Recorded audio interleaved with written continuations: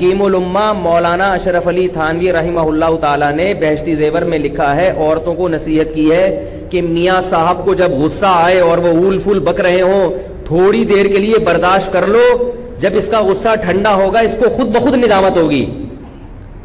آج کل یہ چیزیں اسکولوں میں بھی نہیں بتائی جاتی، یونیورسٹی میں بھی نہیں بتائی جاتی، یہ تو مذہب نے بتائی ہے نا، یہ چیزیں بزرگ لوگ کہہ کر گئے ہیں تو کوئی تو وجہ ہوگی۔ ہوتا کیا ہے کہ مرد کو جب غصہ آیا ہوا ہے، اس نے کچھ سنائی تو بیگم صاحبہ بھی آگے سے اینٹ کا جواب پتھر سے، تو پھر اس کو مردانگی کے خلاف سمجھتا ہے اور معاملہ کیا ہو جاتا ہے، وہ بگڑ جاتا ہے۔ عورت تھوڑی دیر کے لیے، مردوں کی طبیعت میں اللہ نے غصہ رکھا ہے، اس کی پھر ایک میرا بیان ہو چکا ہے کیوں رکھا ہے، یہ پہروٹی ہوتے ہیں تھوڑے سے، مرد جو ہے نا وہ تھوڑا سا بد اخلاق ہوتا ہے، یہ اللہ نے بنایا ہے اس کو۔ شیر ہے نا جنگل کا، بھائی جنگل کا شیر دھاڑ دھوڑ تو کرتا رہے گا نا، وہ تبھی تو شیر ہے۔ تو مرد کی فطرت میں بھی اللہ نے چونکہ سربراہ بنایا ہے، اور جو بھی سربراہ ہوگا، جو حاکم ہوگا، اس کی طبیعت میں خود بخود سختی ہوگی، کیونکہ سختی کے بغیر آپ حکومت کر نہیں سکتے۔ دیکھو فوج کے پاس کنٹرول ہوتا ہے نا، تو فوجی جتنا بڑا آفیسر ہوگا نا فوج کا، اتنا غصے کا تیز ہوگا، یہ تو ہم نے دیکھا ہے۔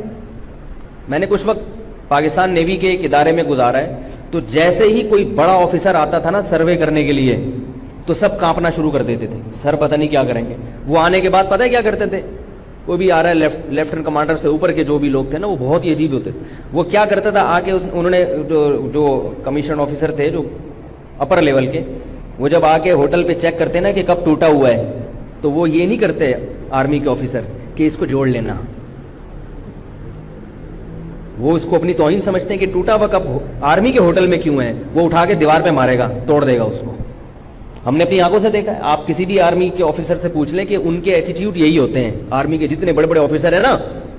اور یہ آرمی انگریزوں نے اس کو وہ بنایا ہے، بڑے سوچ، اصل میں تو برطانیہ کی آرمی تھی نا، تو انگریز ہے بڑا ہوشیار، اس نے برطانیہ میں جب آرمی بنائی تو اس نے یہ اصول اور ضابطے بنائے کہ جتنا بڑا آفیسر ہوگا وہ اتنا ہی پخروٹی ہوگا، کیونکہ جتنا غصے کا تیز ہوگا، ماتحت پہ کنٹرول اتنا ہی اس کا زیادہ ہوگا، لوگ ڈریں گے، کیونکہ جنگ میں روب کی ضرورت ہے۔ ورنہ اب کیا ہے کہ جیسے ہی کوئی بڑا آفیسر سروے کے لیے آئے گا، سارے ہوٹل والے کانپنا شروع، یار یہ ٹوٹے ووٹے کب چھپا دو، نئے کب خرید کے نا اچھا اس کو، کیونکہ روب ہے تو کام ہو رہا ہے نا، جنگ میں یہ روب کام آتا ہے۔ اب جنگ میں اگر آرمی کا آفیسر فوجی سے کہے یار تم فائر کرو، وہ کہہ رہا ہے ابھی میں ادھر کھجا رہا ہوں، میں ادھر چائے تو پینے دو یار، کہہ رہا ہے میں تیرے کو کہہ رہا ہوں بھائی تو فائر کر، سر کیا فائر لگا کے رکھیے، کر لیں گے نا یار، ایسے چلے گا حساب، اتنی دیر میں وہاں سے بم آ جائے گا۔ تو گورا بڑا ہوشیار ہے، اس نے جو آرمی بنائی اس کے اصول بڑے زبردست بنائے، اور یہی اصول شریعت میں بھی ہیں کہ بھائی امیر کی سننی ہے، اس میں نو کا آپشن نہیں ہے آپ کے پاس۔ تو ٹھیک ہے گھر میدان جنگ نہیں ہوتا، لیکن میدان جنگ بھی بن جاتا ہے وہ۔ تو اس لیے اللہ نے مرد کو چونکہ گھر کا سربراہ بنایا ہے تو اس کی فطرت میں غصہ ڈال دیا ہے، تھوڑا سا بد اخلاق بنا دیا اس کو، تھوڑا سا اڑی اڑی کرے گا، وہ کرنی نہیں چاہیے، نبی صلی اللہ علیہ وسلم کی سیرت اختیار کرنی چاہیے۔ لیکن میں یہ خواتین کو یہ بات سمجھا رہا ہوں کہ یہ میاؤں کی جو تھوڑی بہت بد اخلاقی ہوتی ہے نا، اس کو اس کی فطرت کا حصہ سمجھو، فطرت کا حصہ سمجھو۔ بھائی اللہ نے اس کو شیر بنایا ہے تو کبھی نہ کبھی شیر کی طرح یہ گرجے گا، تو آپ کی ذمہ داری ہے اپنا گھر بسانے کے لیے، اور شوہر کے احسانات کو سامنے رکھ کر کے، اس کے احسانات بہت زیادہ ہیں، کتنے زیادہ احسانات ہیں، وہ تو شمار نہیں کر سکتی عورت ان احسانات کو۔ تو ان احسانات کی روشنی میں مجھے چاہیے کہ میں تھوڑی دیر کیا کر جاؤں، چپ کر جاؤں۔ ایک مشہور واقعہ ہے نا، ایک عورت گئی ایک روحانی علاج والے کے پاس، وہ واقعی اچھے آدمی تھے جو کہ ہوتے نہیں ہیں عام طور پہ، تو وہ ٹرک سے علاج کرتے تھے لوگوں کا۔ تو وہ خاتون گئی، کہنے لگی کہ میرے گھر میں ہر وقت جہنم بنا ہوا ہے، لڑائی جھگڑے، کسی نے بندش کر دی ہے، کسی نے کچھ کر دیا ہے۔ اصل میں اپنی زبانوں پہ کنٹرول نہیں ہوتا، جب لڑائیاں ہوتی ہیں تو پھر کیا کہتی ہیں، پڑوسن نے کر دی، جٹھانی نے کر دی، فلانے نے کر دی، یہ ہوتا ہے۔ تو وہ گئی جا کے کہنے لگی کہ میرے گھر میں نا میرے میاں سے لڑائیاں بہت ہوتی ہیں۔ اس نے کہا ٹھیک ہے ایک تعویذ دیتا ہوں، جب بھی آپ کے شوہر کو غصہ ہے لڑنا شروع کریں، یہ تعویذ منہ میں رکھ کے اس کو دانتوں کے درمیان میں دبا دیں، ایسے زور سے دبا دیں تعویذ، اور آدھے گھنٹے تک دبائے رکھیں، دیکھو کیسا اثر ہو۔ بھائی وہ ایسا ہی ہوا، جب شوہر کو غصہ ہے اس نے اول فل بکنا شروع کی، اور بکتے بھی عجیب عجیب ہیں بھائی، وہ کیا کیا بکتے ہیں ابھی چھوڑو، کیونکہ بعض اب ہمیں بھی بکنا پڑ جاتا ہے.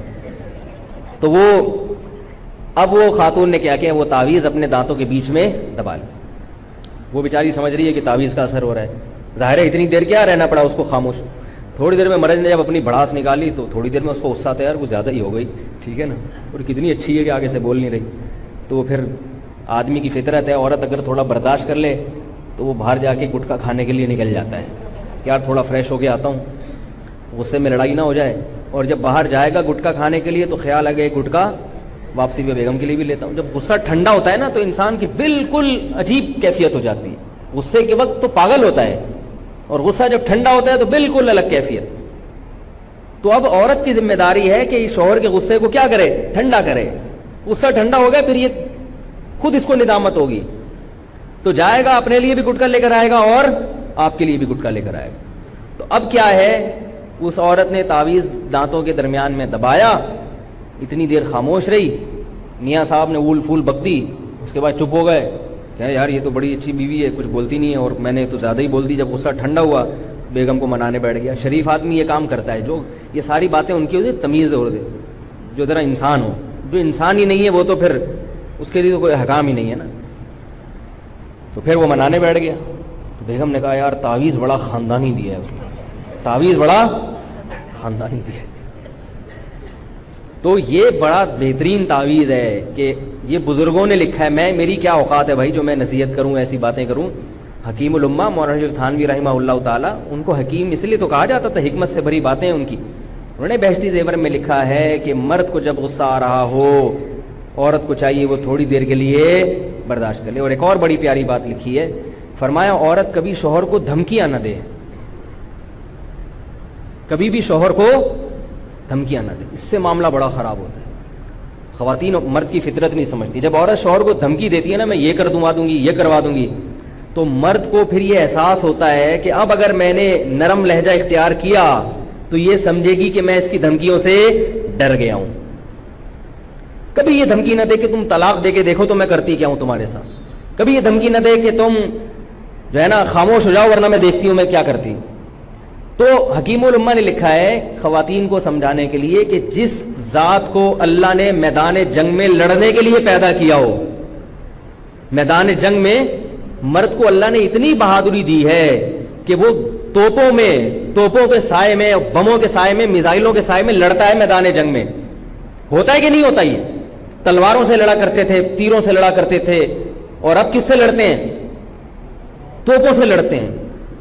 آج بھی دنیا کی جتنی بڑی بڑی آرمیز ہیں مردوں کو زیادہ رکھتی ہیں، خواتین کو رکھتی بھی ہیں نا تو وہ بہت ہی محدود پیمانے پر، اور وہ خواتین بھی معاشرے سے بالکل ایک الگ تھلگ ہی ہوتی ہیں، اور ان کو بھی ایسے فرنٹ پہ اس طرح سے اہم پوائنٹس پہ نہیں بھیجا جاتا.